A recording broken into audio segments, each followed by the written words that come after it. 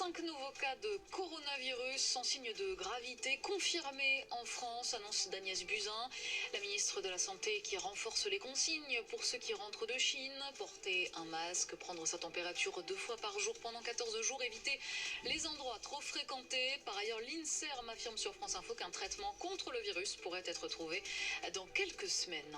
Didier Gaillaguet va-t-il rester à la tête de la Fédération française des sports de glace? Son sort tranché ce matin en Conseil fédéral extraordinaire. Il est accusé d'avoir protégé l'entraîneur controversé Gilles Beyer, accusé d'agression sexuelle. Dans le journal L'Équipe, Didier Gaillaguet estime être un frein à sa fédération. Il proteste contre des conditions de travail risquées, un climat interne très tendu. Une trentaine de surveillants de la prison de Val-de-Reuil dans l'Eure bloquent l'accès au bâtiment à l'initiative de Force ouvrière. Un mouvement qui fait suite à 2 agressions dans la prison cette semaine. Ouverture des bureaux de vote en Irlande pour les élections législatives. Le parti du Premier ministre sortant, Leo Varadkar, en mauvaise posture. Selon un sondage sorti des urnes, il arriverait en 3e position avec 20% des intentions de vote. Les nationalistes de Sinn Féin sont en tête.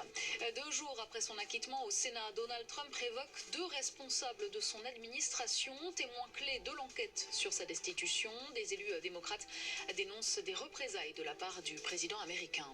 La 2e journée du tournoi des 6 nations de rugby avec 3 matchs au programme aujourd'hui. Irlande, Pays de Galles à 15h15, Écosse-Angleterre à 17h45.